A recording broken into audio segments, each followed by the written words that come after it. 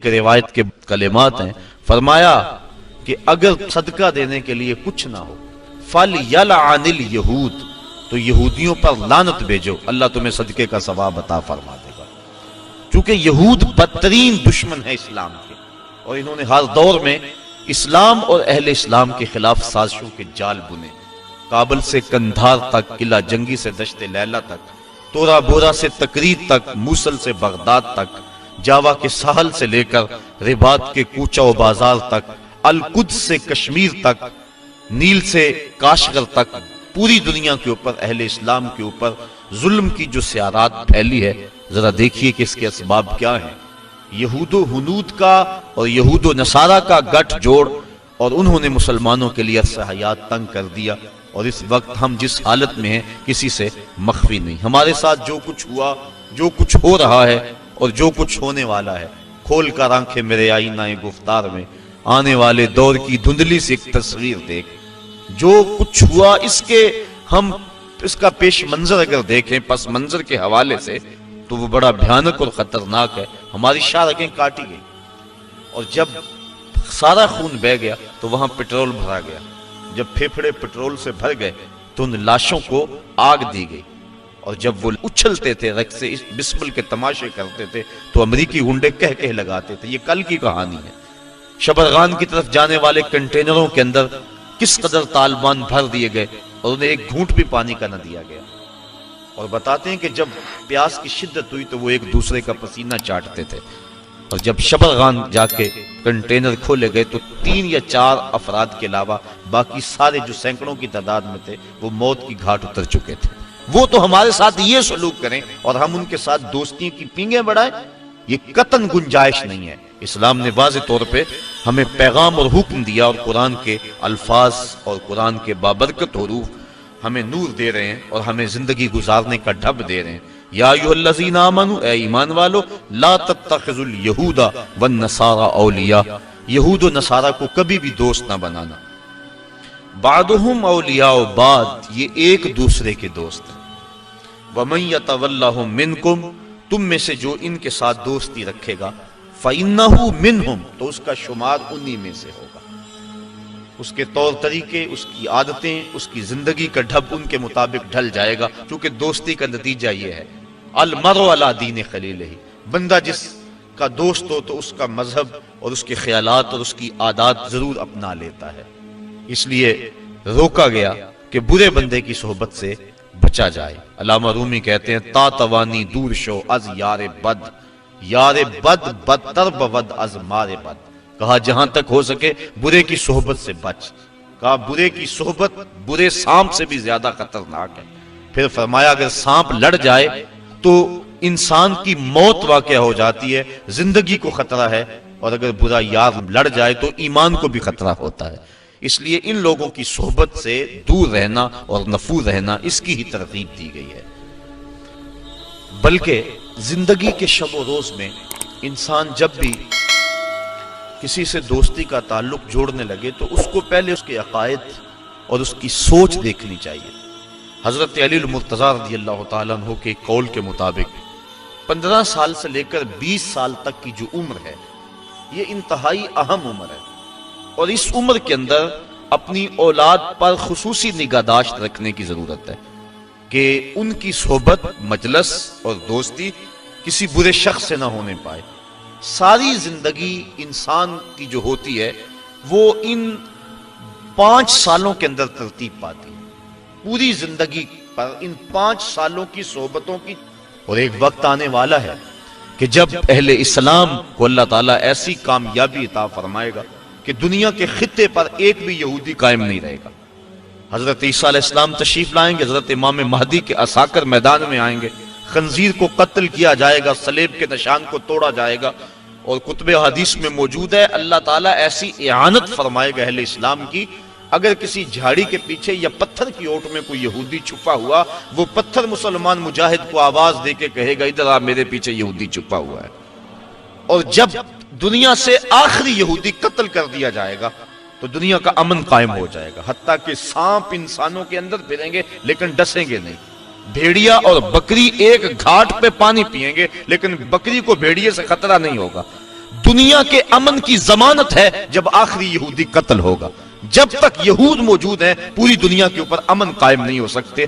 امن کی بربادی کا سبب مسلمان دہشت گرد قرار دیے جا رہے ہیں، لیکن حقیقت یہ نہیں ہے. مسلمان تو اپنی بقا کی جنگ لڑ رہے ہیں، مسلمان دہشت گرد نہیں ہوتا. یہ تو امن کا متوالا ہے، یہ تو امن کا درس دینے والا ہے. پوری دنیا کے اوپر جو فساد ہے وہ یہود کی وجہ سے ہے، اور جب یہودی ختم ہو جائیں گے خاص کم جہاں پاک، تو پوری دنیا کے اوپر امن کے سویرے طلوع ہونے لگیں گے. تو اللہ تعالیٰ جل شانہ مومنوں کو وہ دن ضرور دکھائے گا.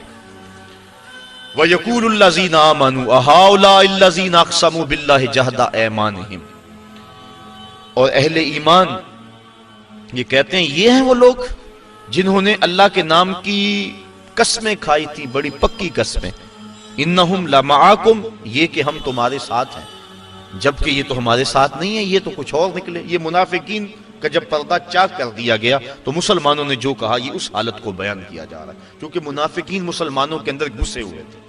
آقا کریم علیہ السلام کی ستر پوشی کی عادت تھی، اور آقا کریم نہیں چاہتے تھے کہ ان کو رسوا کریں. اب انہوں نے سمجھا کہ شاید نبی کو پتہ ہی نہیں، یہ جانتا نہیں ہے، ہم ان کے اندر رہتے اور نبی کو پتہ ہی نہیں، بلکہ انہوں نے باتیں کرنا شروع کر دی. یوں آسمانوں کی خبریں تو دیتے، ہمارا تو پتہ ہی نہیں ہے. آقا کریم تو پردہ پوش تھے، انہوں نے تانا زنی علم پہ کر دی.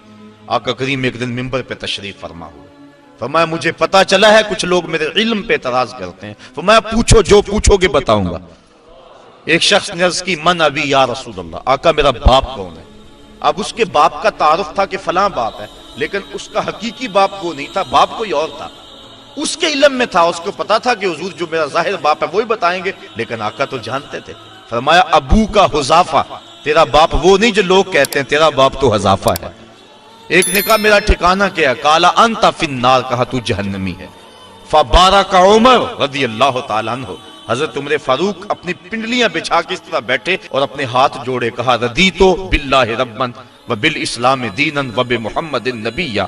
حضور ہم اللہ کے رب ہونے پہ اور اسلام کے سچا دین ہونے پہ اور آپ کے نبی ہونے پہ راضی ہیں. یہ اعتراض ہم نے نہیں کیا، یہ کسی منافق نے بات کی ہے. تو بار بار حضرت عمر فاروق نے یہ عرض کی تو اللہ کے محبوب کا غصہ کافور ہوا، اور آقا کریم بار بار پوچھتے تھے. سلونی، پوچھتے کیوں نہیں؟ پوچھو، جو پوچھو گے میں بتاؤں گا.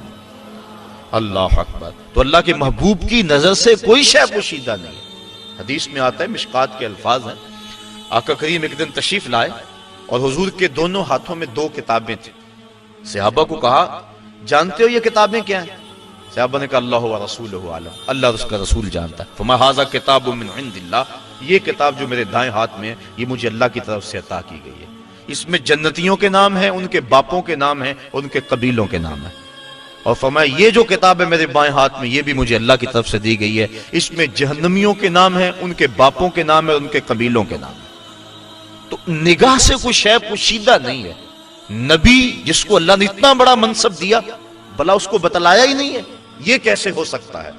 حدیث میں آتا ہے، مسلم میں اور دیگر کتب میں، کتاب الملاحم میں روایت موجود ہے، اللہ کے محبوب علیہ السلام نے ایک دن فرمایا قرب قیامت میں جب دجال آئے گا نا تو میرے غلام اس دجال کے مقابلے میں نکلیں گے.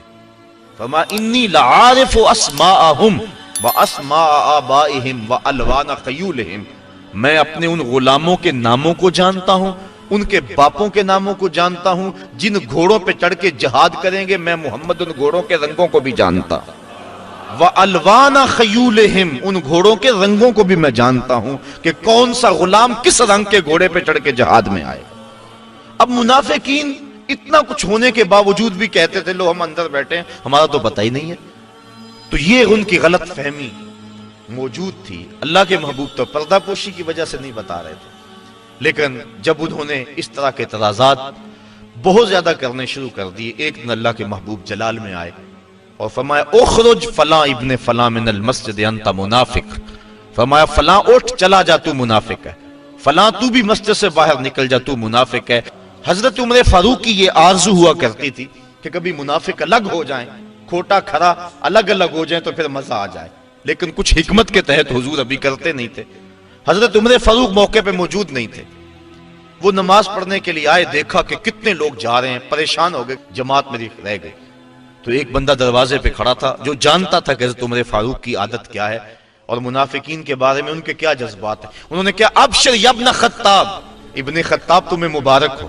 کہا مبارک دے رہے ہو، میری جماعت ختم ہوگی تم مبارک دے رہے ہو. کہا جماعت ابھی ہونی ہے. تو کہا یہ کیوں جا رہے ہیں؟ کہا تمہاری آرزو پوری ہوگی. اللہ کے محبوب نے منافقوں کو مسجد سے نکال دیا ہے. تو جب مسجد میں تھے تو اس وقت وہ اپنے ایمان کے دعوے کرتے تھے، اور جب نکال دیا گیا تو مومنین جن کو پتہ نہیں تھا کہ یہ پاس بیٹھنے والا منافق تھا، یہ تو بڑی چکنی چپڑی باتیں کرتا تھا، انہوں نے حیرت سے کہا وَيَقُولُ الَّذِينَ آمَنُوا أَهَؤُلَاءِ الَّذِينَ أَقْسَمُوا بِاللَّهِ جَهْدَ أَيْمَانِهِمْ، یہ وہ لوگ تھے جو بڑی پکی قسمیں کھاتے تھے. إِنَّهُمْ لَمَعَكُمْ، کہ ہم ان کے ساتھ ہیں. بھلا ہمارے ساتھ ہے یہ کوئی؟ حبطت اعمالهم، فرمائے ان کے اعمال ضائع کر دیے گئے. فاصبحوا خاسرین، اور انہوں نے صبح اس حالت کے اندر کی کہ وہ خسارے میں تھے. یا ایھا الذین آمنوا من یرتد منکم عن دینہ، اے ایمان والو، اسلام نے سرخرو ہونا ہی ہونا ہے، یہ بات ذہن میں رکھیے. اگر کوئی بزدلی دکھاتا ہے تو وہ بزدلی کی موت مر جائے گا، لیکن اسلام نے غالب ہونا ہے. یہ دکھ، یہ اذیت، یہ تکلیفیں، یہ اس وقت جو حالت ہے فلسطینیوں کی، دردناک صورتحال ہے. لیکن اقبال نے کہا تھا کہ خون 100,000 انجم سے ہوتی ہے سحر پیدا. کتنے ستاروں کا خون ہوتا ہے پھر جا کے سحر کا سپیدہ نمودار ہوتا ہے.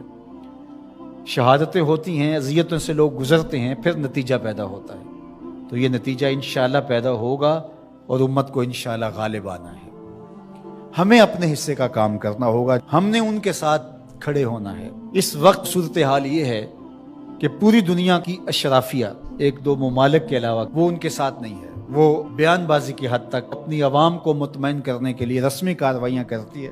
آپ دیکھ لیں پوری دنیا کے اوپر 56-57 اسلامی ممالک جو ہیں، ان کے حکمران، اشرافیہ اور بڑی بڑی فوجیں کہاں کھڑی ہیں. سفارتی سطح پہ خلوص کے ساتھ کوشش کی جائے، اور اگر لگتا ہے کہ یہ کوششیں برآور نہیں ہوں گی تو ہمارے پاس یہ راستہ موجود ہے جہاد کا. جب آپ کے پاس طاقت ہوگی، توانائی ہوگی، تو پھر آپ کی سفارتی بات بھی مانی جائے گی. رشی کے فاقوں سے ٹوٹا نہ برہمن کا طلسم، عصا نہ ہو تو کلیمی حکار بے بنیاد. حضرت موسیٰ اگر کلیم اللہ تھے، ایک ان کا وصف تھا، لیکن دوسرے ہاتھ میں عصا بھی تھا. جہاد کا آپشن موجود ہے آپ کے پاس، اور انہیں پتا ہو اگر ان کی بات سفارتی سطح پہ نہیں مانے گی تو یہ راستہ ان کا کھلا ہوا ہے اور اس سے گریز نہیں کریں گے، تو پھر آپ کی بات سفارتی سطح پہ مان لی جائے گی. لیکن انہیں پتا ہے کہ یہ چیخ چلا کے رو کے جو ہے وہ پھر خاموش ہو جائیں گے، تو وہ آپ کی اشک شوئی بھی نہیں کریں گے. محض ایک رسم کے طور پہ کاروائیاں ہوں گی اور بات ختم ہو جائے گی. سلامتی کونسل اقوام متحدہ ہمیں کیا دے گی؟ وہ تو استعمار کی باندھی ہے، ہمارے لیے وہ کچھ نہیں کر سکتے. امت کو اپنا پلیٹ فارم فراہم کرنا ہوگا، اور امت کو اپنے مسائل حل کرنے کے لیے ہمارے پیغمبر نے جو راستہ جہاد کا دیا ہے اسی راستے پہ چلنا ہوگا. پھر دیکھنا کہ کس طرح کفر دم دبا کے بھاگتا گھٹنوں کے بال آتا ہے. مسلمان کا مقابلہ نہیں ہو سکتا اگر وہ غیرت پہ آ جائے تو. دوسرا، اس وقت وہاں بیچارے لوگ سسک رہے ہیں، ان کے پاس دوائیں موجود نہیں ہیں، اور ان کے پاس غذائی قلت ہے، مکان ان کے ختم ہو گئے. اقوام متحدہ کی رپورٹ کے مطابق 52,000 لوگ بے گھر ہو گئے، اور کہیں اس سے زیادہ لوگ بے گھر ہوئے. یہ تو ان کی رپورٹ ہے. تو اس لیے اللہ نے ہمیں آسودہ زندگی دی ہے، تو ہم آدھی روٹی کھا لیں اور آدھی روٹی ان اپنے مسلمان بھائیوں کے لیے بھیجنے کی کوشش کریں. الحمدللہ ہم نے ادارۃ المصطفیٰ کے تحت وہاں کام کا آغاز کیا ہے. اگر کوئی ہمارے پہ اعتماد کرنا چاہے تو ہم بھی اس خدمت کے لیے حاضر ہیں، اور انشاءاللہ آج سے وہاں غزہ کے اندر اللہ کی توفیق سے کام کا آغاز ہو گیا ہے ان کی نصرت اور اعانت کے لیے. باقی مختلف ذرائع ہیں، ان کے ذریعے سے آپ جو ہے وہ ان کی مدد کر سکتے ہیں. آپ کو اطمینان ہو جہاں تو یہ کام کرنے کا ہے. اس وقت سوشل میڈیا اور دیگر جو ابلاغ کے ذرائع ہیں وہ بہرحال اس دور کے اندر مؤثر ہیں، اور ان کے ظلم کو، جبر کو بے نقاب کرنے کے لیے یہ ایک اچھا ذریعہ ہے. اور اس مرتبہ پہلی بار ایسا ہوا ہے کہ پوری دنیا کے اوپر ان کے جور و ظلم سامنے آئے ہیں. پہلے ان کا اپنا میڈیا تھا، میڈیا پہ قبضہ ہوتا تھا اور کچھ باہر نہیں نکلنے پاتا تھا. لیکن اس مرتبہ کیسے کیسے مناظر جو ہے وہ آپ کو دیکھنے کو مل رہے ہیں، اور لوگوں کا جذبہ اور جوش و خروش آپ کو دیکھنے کو مل رہا ہے.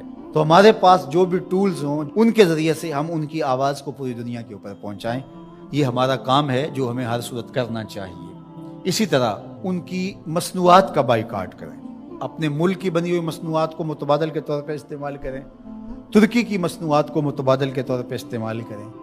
کفر کی آنکھوں میں کھٹکتا ہے ترکی، وہ چبھتا ہے ان کی آنکھوں کے اندر کہ کس طرح اس کو مٹا ڈالیں. تو ان کے ساتھ کھڑے ہوں. آپ سیاحت کرنے جاتے ہیں تو ترکی جائیں دیگر مغربی ممالک کی بجائے. ترکی میں انبیاء کی قبور موجود ہیں، صحابہ کی قبور موجود ہیں، اور ترکی میں اصحاب کہف کا غار ہے. ہماری تاریخ ہے ترکی میں بہت ساری. تو وہاں دیکھیں اور وہاں ان کے لوگوں کا جذبہ اور ان کا ایمان اور ان کا اخلاق پھر پاکستانیوں سے جس طرح وہ ٹوٹ کے محبت کرتے ہیں. ترکی کی مصنوعات کو استعمال کریں، دیگر بلاد اسلامیہ کی مصنوعات کو استعمال کریں، پاکستان کی مصنوعات کو استعمال کریں. معیار میں کم ہی کیوں نہ ہوں کوئی بات نہیں ہے، مصنوعات جو ہیں وہ اپنے ملک کی، اپنے وطن کی استعمال کریں. تو بائیکاٹ کریں گے تو انشاءاللہ اس سے ان کو مالی نقصان ہوگا اور جو ہے وہ مسلمانوں کو اس کا فائدہ ہوگا. اسی طرح جو ہے وہ ان کی اخلاقی مدد کریں. جو صحافی ہیں وہ ان کے لیے لکھیں، جو بولنے والے ہیں علماء وہ تقریروں میں، تحریروں میں، گفتگو میں لوگوں کو اویئرنیس دیں. اتحاد امت کے ذریعے سے ہم ان کی مدد کر سکتے ہیں. امت اگر متحد ہو جائے، جغرافیائی تقسیمیں، لسانی عصبیتیں اور باہمی ہماری ذاتی رنجشیں اور نفرتیں جو ایک دوسرے کے خلاف کھڑی ہو جاتی ہیں اور جس سے امت کا اتحاد پارا پارا ہو جاتا ہے، یہ بدبختی ہوتی ہے. تو ان ساری تقسیمات کو رد کر کے حضور کے نام پر، قدس کے نام پر، قرآن کے نام پر، توحید کے نام پہ ہم جمع ہو جائیں. الکفر ملت واحدہ، سارا کفر ایک ملت ہے، تو مسلمان کیوں جمع نہیں ہو سکتے ہیں؟ حضور کے نام پہ سب جمع ہو جائیں. امت کی وحدت اس بات کا پیغام ہے کہ دشمن کے چھکے چھوٹ جائیں. میں اپنے ساتھ جڑے ہوئے تمام لوگوں کو کہتا ہوں اپنی اولادوں کو بہت اچھا پڑھائیں، ان کی دینی تربیت آخری حد تک کریں، اور ان کی جو دنیاوی تعلیم ہے اس کو بھی بہتر سے بہترین انداز میں آگے لے کے جائیں. وہ ہر شعبے کے اندر آگے بڑھ کے شعبے کے اہم منصب تک پہنچیں، اور ان کے اندر جو راسخ مسلمان ہے وہ مضبوط تر ہو. وہ آپ کی آغوش سے گزرا ہے، وہ وہاں جا کر کے بھی جو ہے وہ پکا سچا مسلمان ہو. سب لوگ اس طرح جب آگے جائیں گے تو پھر نتیجہ آپ کے سامنے ہوگا. لیکن اگر ہم یہ نہیں کریں گے تو پھر ہم سوائے چیخنے چلانے کے، صدائے احتجاج بلند کرنے کے اور کچھ نہیں کر پائیں گے. تو بہرحال غالب تو آنا ہی آنا ہے اسلام نے، وہ پھر ہم نہیں ہوں گے، پھر اللہ تعالیٰ کسی اور کو منتخب کر لے گا ہماری جگہ پہ. اگر ہم چاہتے ہیں کہ ہم اور ہماری نسلیں اسلام کی نشأت کے کام آئیں، اسلام کی نہضت کے کام آئیں، تو اس کام کے لیے ہم اپنی نسلوں کو، اپنی اولادوں کو، اپنے رجال کار کو تیار کریں، تاکہ پھر ان جگہ پہ کھڑے ہو کر کے دین کی نصرت اور اعانت کے فریضے کو سر انجام دیں.